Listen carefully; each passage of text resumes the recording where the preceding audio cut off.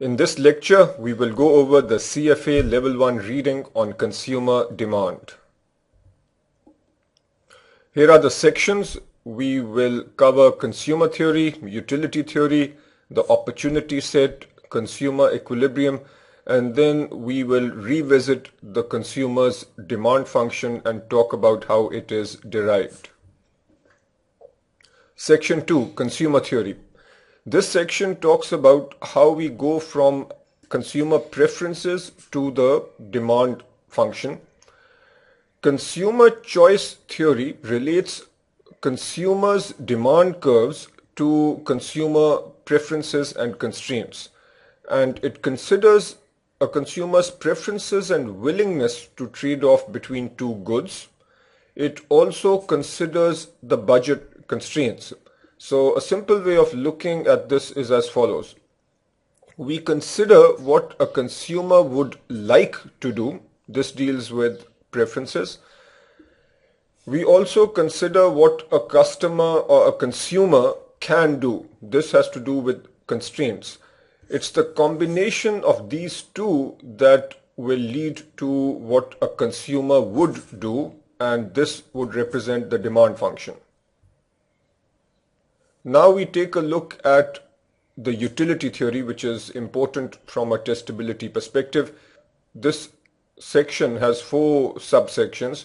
We'll talk about the axioms of the theory of consumer choice, then representing consumer preference through what is called the utility function, indifference curves, which are a graphical representation of the utility function, and then a brief section on the gains that can be achieved through voluntary exchange. Before we get into the axioms of consumer choice theory, let's just define a consumption bundle or basket. This is a combination of goods and services a consumer would like to consume, and note that the same goods but different quantities means a different bundle. So if you have bundle A with 3 ounces of milk and 4 slices of bread, this is a different bundle relative to another bundle which has 4 ounces of milk and 5 slices of bread. So keep this in mind, because if you are confused about this fact, then the rest of this material will not make sense. So remember, same items but different quantities means different bundle. Now let's come to the 3 axioms, but first make sure you understand what we mean by the term axiom. An axiom is an assumption which is assumed to be true. In other words, these are the assumptions which form the basis of the consumer choice theory. The first axiom is complete preferences or completeness. This means that given a choice between bundle A and bundle B, a consumer will be very clear about whether he prefers A or prefers B or is indifferent. So saying that he likes A and B equally is also okay. What is not okay is if a consumer says that in the morning I prefer A, in the afternoon I prefer B, if it is a sunny day then I prefer this, if it is a rainy day then I prefer that. So if we get into that sort of a discussion, then this particular axiom is violated. The second axiom is transitive preferences, or also called transitivity. This says that if a consumer prefers A to B and B to C, then the consumer will prefer A to C. And the third axiom is non-satiation, where more of a given quantity is always preferred. So if a consumer has 21 bananas, then he will prefer a bundle with 22 bananas. So more is always better. Now obviously the preference of a 2 banana bundle over a 1 banana bundle, so the increased happiness of going from here to here will obviously be more than the increased preference of going from 21 bananas to 22 bananas. That is okay, but the point here is that more is always better. Now take a look at example 1 for the sort of question that you might see on the exam. Section 3.2 deals with representing the preferences of a consumer using the utility function. The utility function is a rule which translates the quantities of goods in each basket into a utility number. The unit is called utils. This is a measure of happiness and is based on an ordinal scale. Ordinal scale, if you recall from quantitative methods, means that the order matters but the difference does not matter. So if you have bundle A, which gives a utility of 10 utils, bundle B, which gives a utility of 12 utils, and bundle C, which gives a utility of, say, 14 utils, then we can say that bundle C is preferred to B, B is preferred to A. But the difference between these numbers, the difference between 14 and 12 and 2, even though this difference is the same, but that difference is meaningless. We can't say that the preference of C to B is the same as the preference of B over A. That's what order means. So C is better than B, which is better than A, and that's all we can say. The general case for the utility function is shown over here, that our utility or happiness is a function of the quantity of the different goods in a bundle. So if you have x1, x2, x3, then the utility would be a function of the quantities of those three goods. Take a specific example where we have milk and bread.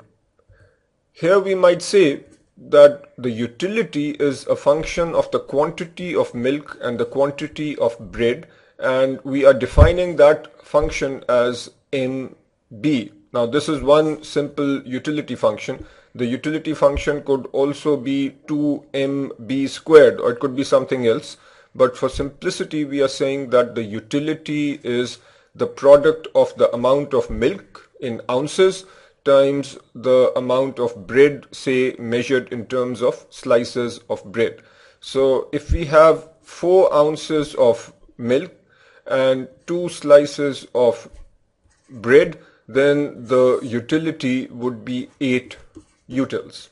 And notice that if we increase milk from 4 to 5 and let's say the bread stays the same, then the utility will go up to 10 utils.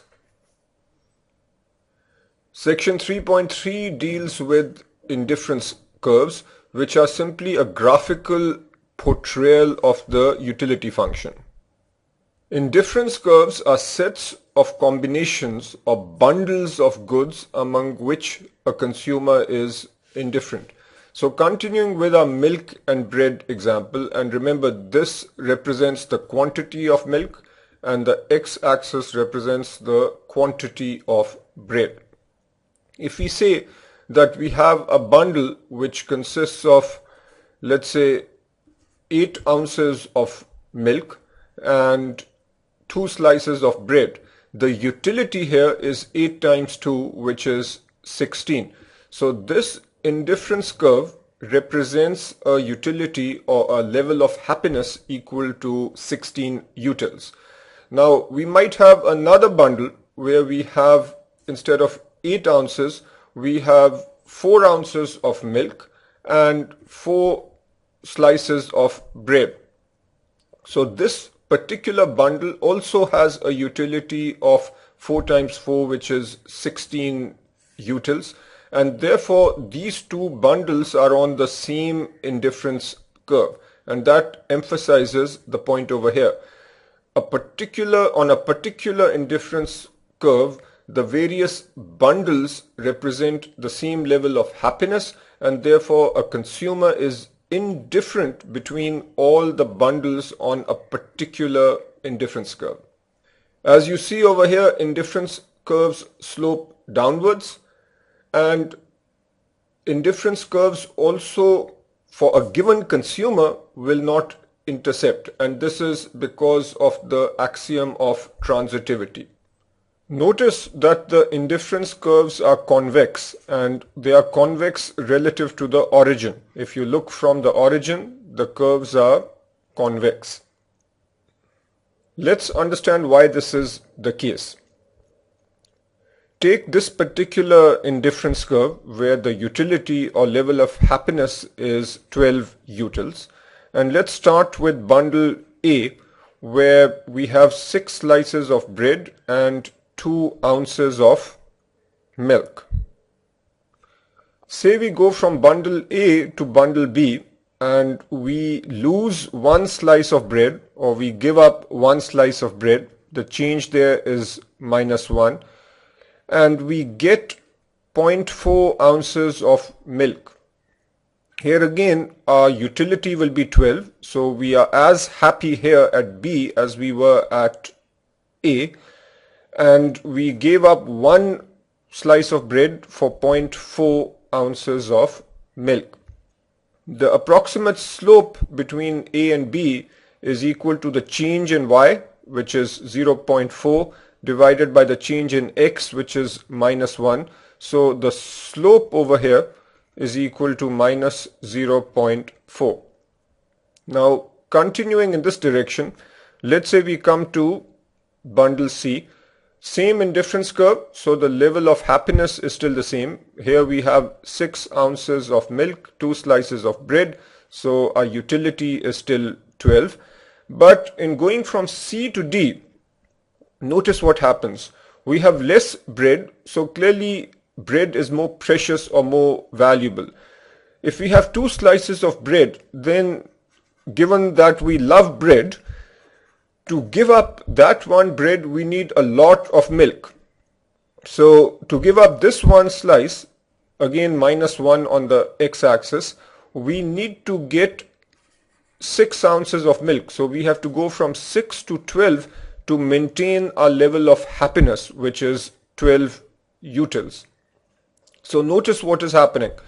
Successive reductions in the quantity of one good in the bundle, in this scenario it is the reduction in the quantity of bread, requires increasing quantities of the other good, which here is milk, to keep utility constant. And it is because of this that we have convexity. Now I gave you the slope over here, which is approximately 0.4, and between C and D the slope obviously is more in absolute terms. Notice that here the slope would be -6 because the change in Y is 6, change in X is -1, so here the slope is -6. This term, marginal rate of substitution, is the absolute value of the slope of an indifference curve at any point. So an absolute value simply means the positive value. So the marginal rate of substitution in this region is approximately 6. The marginal rate of substitution over here is approximately 0.4. Let's continue this discussion. Again, we will stay with quantity of bread and quantity of milk. Now hopefully this is obvious, but say we have these 3 indifference curves. Which curve would you prefer? In other words, where will you be happier? Given non-satiation, we will be happier on curve C than we are on curve A. So our happiness increases as we move northeast, because if you simply take this point A and then this point B, at point B we have more milk, and we have talked about the fact that more is better, so that means at point B we will be happier than point A, and we've also established that on a given indifference curve the level of happiness is the same. So clearly on curve B we will be happier relative to the happiness on curve A, and for the same reason the happiness increases as we move to curve C and so on. Now the question for you is, let's take curve B. We need to identify the point on this indifference curve where the marginal rate of substitution for bread and milk is equal to 2. And what is the interpretation of this number? Here I want to point out a few things. When we say marginal rate of substitution of bread for milk, the item that is written first is always the x-axis item. So on your exam question or in your practice questions, when you see a marginal rate of substitution, the first subscript is the x-axis, the second subscript is the y-axis. The second important point is that when we say 2, this, as I mentioned on the previous slide, is the absolute value of the slope, which means that since the slopes are all negative, the actual slope is -2. So we are looking for the point where the slope is -2. Now, given that we are talking about the slope over here, notice that the change in quantity of bread is going to be 1, and the change in quantity of milk is going to be 2. More specifically, we'll have -1 for bread and 2 for milk. So we are looking at some point on B where the slope is -2. And that is given by this point over here. Notice that if you draw a tangent over here, the slope is approximately -2. So giving up 1 unit of bread over here will mean that we would want 2 units of milk. And that is the interpretation. You as the consumer will be willing to give up 2 ounces of milk for 1 slice of bread. Or the other way of putting it is, you are willing to give up 1 slice of bread for 2 ounces of milk. Let's work through this example now. You have 10 oranges and 5 apples, and your marginal rate of substitution of apples for oranges is 3. The first thing you need to do is draw the indifference curve and show this point. Here we need to go back to what we discussed on the previous slide. So marginal rate of substitution, apples for oranges is equal to 3. Apples is written first, so this must be the x-axis. Oranges is written second, this must be the y-axis. And then the marginal rate of substitution is 3, which means that we are looking for a point where the slope is equal to -3.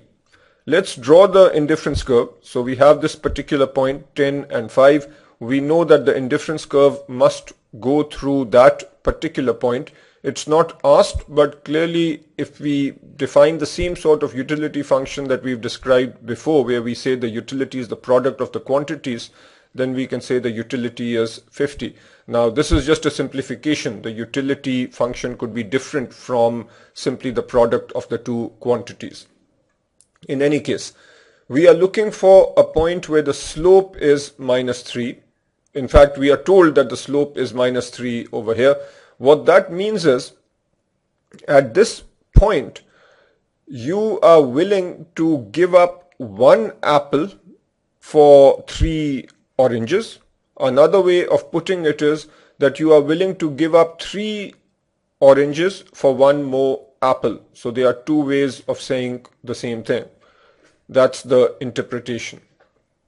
The next question is, will you be willing to give 2 oranges for 1 more apple? And the answer is clearly yes, because as we just stated, you are willing to give up 3 oranges for 1 more apple. If you are willing to do that, then obviously you'll be willing to give 2 oranges for 1 more apple. So the answer to this is yes. Now to make sure you have understood this concept, do example 2 from the curriculum. On this slide, we'll go through a simple example which will demonstrate the possible gains from voluntary exchange. We continue with milk and bread, but here notice that we have 2 indifference curves which intersect. The reason is that these are indifference curves for 2 different people. Let's say that the solid indifference curve is your indifference curve, so this is for you, and the dashed indifference curve is your friend's indifference curve. The first question I'll ask you here is, who likes bread more, you or your friend? Now think about it. Let's say that we are at this point. So this is a particular bundle which is 5 slices of bread and 5 ounces of milk. Initially, you and your friend both have this bundle. Look at your situation. You are willing to give up 1 slice of bread for 2 ounces of milk. So to go from 5 to 4, you need 2 ounces of milk. So you must go from 5 ounces of milk to 7 ounces of milk. What about your friend? For your friend, he must give up 1 slice of bread, and he is just as happy if he gets 0.5 ounces of milk. So clearly you place more value on bread, and therefore we can say that you like bread more than your friend. Now, given that you and your friend have different preferences which are depicted by different indifference curves, how can you and your friend engage in a voluntary transaction that makes both of you happier? So think about it. Here is what can be done. Say you get 1 slice of bread from your friend. Remember, you like bread more than your friend, so it makes sense that you get bread and give up 1 ounce of milk.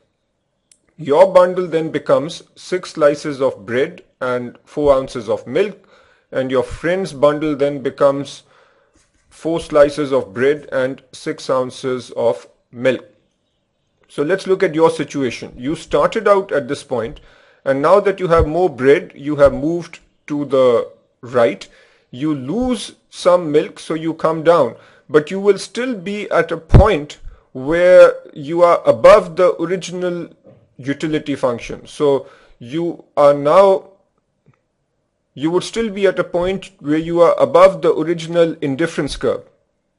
Since you are at a higher indifference curve, or at a higher point, more specifically you are northeast of your original indifference curve, you are happier. What about your friend? Your friend also started out at this point, 5 and 5. Now for your friend, he has 4 slices of bread, so he has moved left, but he has more milk. Your friend likes milk more, so when he gets 6 ounces of milk, so he has more milk, he will also be at a point which is above the original indifference curve. So that makes your friend happier too. Therefore, by engaging in this voluntary transaction, both you and your friend are happier. Now do example 3 to understand this concept better. We now come to section 4, the opportunity set, consumption, production and investment choice.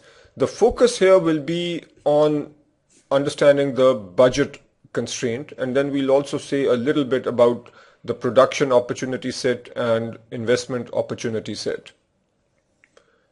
The budget constraint. A budget line represents all the combinations of 2 goods that will just exhaust a consumer's income. It bounds an area representing all affordable combinations of 2 goods at current prices. I hope you recognize what's going on here. Up till now, we talked about consumer preferences, and we talked about the fact that if a consumer has more, the consumer will be happier. So the more, the better.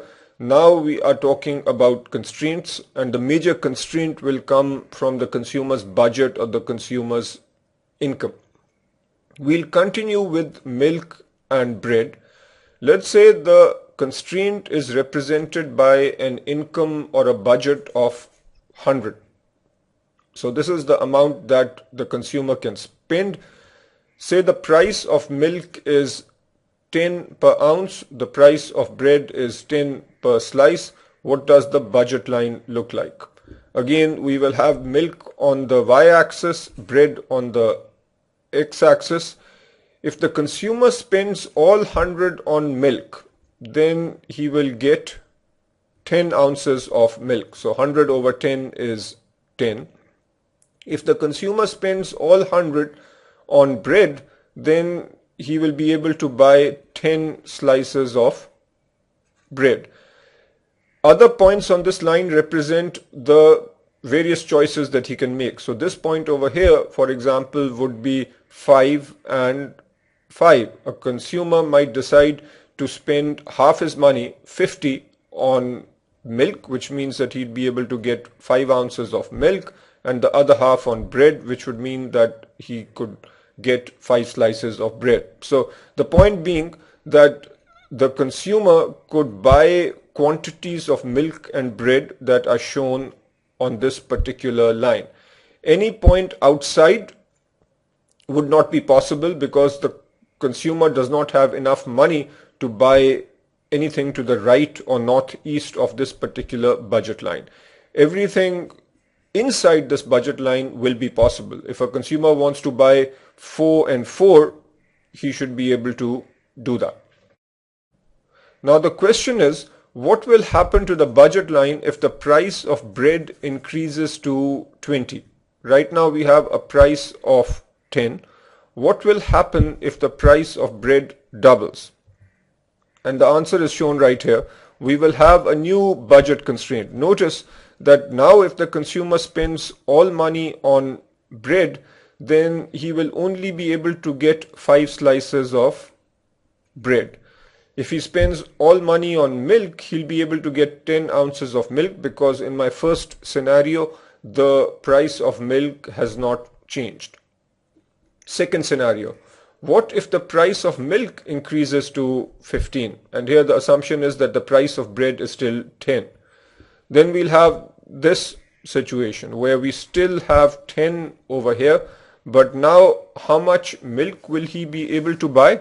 So if he puts all his income into milk, he will have 100, which is the total income, divided by the price of milk, which is 15. Third scenario is, what is the impact if income increases to 120? Assume that milk is still for 10 per ounce and bread is also 10 per slice. So he can buy more milk and more bread. Originally he was 10 and 10. If the income goes up, then he can buy 12 ounces of milk if milk is all he buys, or he could buy 12 slices of bread if bread is all he buys, or he could be on any point on this particular line. He could also be anywhere within that particular budget line. Now I want you to do this example. This is fairly straightforward. Here is the budget line. So I can be anywhere on this line or anywhere within the line. If I spend all my money on pomegranate juice, then this is the quantity of pomegranate juice I can buy. So 500 over 80. If I spend all my money on coconut water, then I will get 10 glasses of coconut water. The slope is simply change in y over change in x. It would be perfectly acceptable to do this the other way, where we have coconut water on the y-axis and pomegranates on the x-axis. Now do example 4 from the curriculum. Here we talk about the production opportunity set, which is an application of the budget constraint concept. Say we have a given factory where we can either produce cars or SUVs, and our constraint is such that if we only produce cars, then we can produce 3 million cars, and if we only produce SUVs, then we can produce 2 million SUVs. Or we could do something in the middle. So you could have this point over here which would represent 1.5 million cars and 1 million SUVs. This particular line is called the production opportunity frontier because this line represents the maximum that we can do. We could be either on this line or we could be within that particular line. That's why it's called a frontier. We cannot produce anything that is to the northeast of this particular frontier. The other concept you should know is that of opportunity cost. If you think about the opportunity cost of one SUV, it is 1.5 cars. In other words, if you give up one SUV, you will be able to make 1.5 more cars, or more intuitively, if you give up two SUVs, then you will be able to make 3 more cars. This particular concept will be discussed in more detail in a later reading. Investment opportunity set. This material is discussed in a lot of detail in portfolio management. Here we will simply make a few high-level points. If you think about investments, there is a trade-off between the expected return and the risk. Let's say that the risk is measured by the standard deviation of returns or the variability of returns. As an investor, you are constrained by what the market has to offer. Let's say that there is this one particular investment which is called the risk-free investment. It's typically a government security, and there the risk is zero because you know what return you will get, and that return is called the risk-free rate, generally denoted by RF. You also have the option of investing in a market portfolio, such as investing in, say, a fund based on the S&P 500 index. Let's say that is represented by this point over here. If you invest in the market portfolio, you will take a certain amount of risk, which is denoted by the standard deviation of returns of the market portfolio. So that's this risk. And you will get a higher return relative to the risk-free rate. Let's say that that return is denoted by ER. This is actually an expected return, the expected return of the diversified market portfolio. As an investor, you have a choice of being anywhere on this particular line. If you do not like risk at all, then you can put all your money in the risk-free asset. If you want to take some risk, then you might say put 50% of your money in the risk-free asset and 50% of your money in the diversified stock portfolio. That would be halfway down this particular line. Or if you want to put all your money in the diversified portfolio, then you will be at this point. What I have said so far is the material that is explicitly mentioned in section 4.3 in the curriculum. I want to add another point, because when you study portfolio management, you will also read about indifference curves and so on, but the indifference curves that you see there will look different. So I want to reconcile the difference. In this particular reading, where we are talking about two particular goods, milk and bread, for example, where you substitute between these two products, then our indifference curves have a negative slope. So notice that they are going from northwest to southeast. The reason is you give up milk for bread or you give up bread for milk. There is a substitution going on over here. In portfolio management, we talk about the trade-off between expected return and risk. When we talk about return and risk, there we need to take more risk in order to try and get a higher return. And that's why the indifference curves that you see in portfolio management slope upwards. And that is the subtle difference that I want to highlight. If you haven't studied portfolio management yet, don't worry too much about this. It will make sense once you do those readings.